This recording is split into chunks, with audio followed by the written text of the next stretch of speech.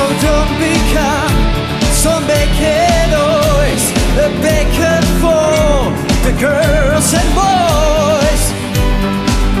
Don't care, you just complain, and you're not down. You had the time, you had the power, you've yet to hit your final tower. Radio, all we hear is Radio Gaga, Radio Google, Radio Gaga.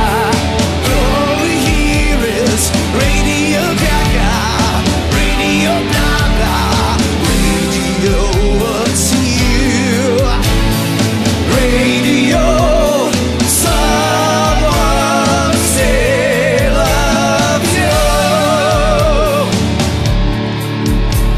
We watch the shows, we watch the stars,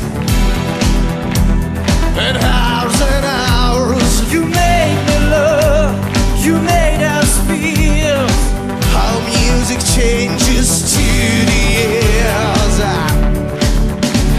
Let's hope you never leave a trail. You notice them and you depend. So stick around, 'cause we might miss you, and we will die of all this vision. You have to help, you have to love, you have to help, you find a star. Radio.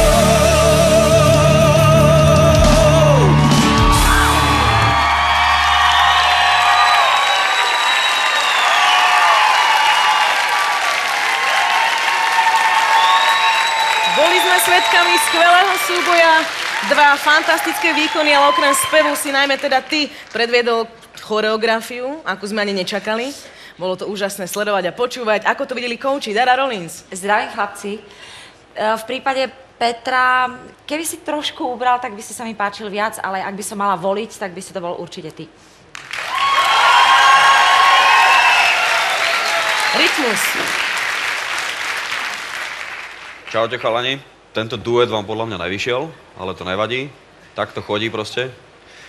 Na všetko musí byť dvaja, v tomto prípade ti to viacej trošku tam kazil Martin, zachraňoval to tu Peter.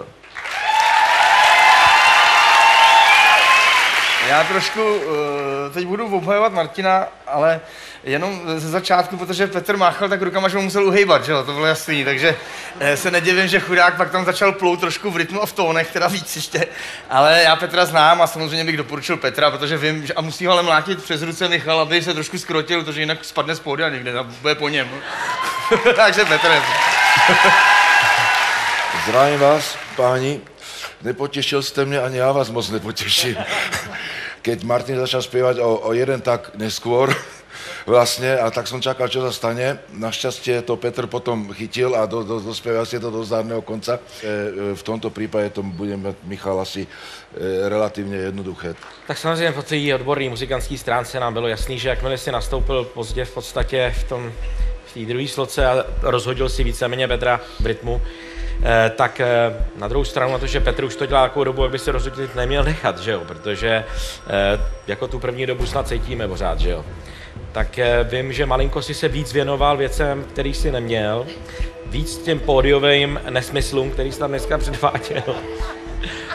Dneska v téhletý písničce musím říct, že byl lepší o třídu, jak expresivitou, tak i vlastně projevem Petr. Postupuje Petr.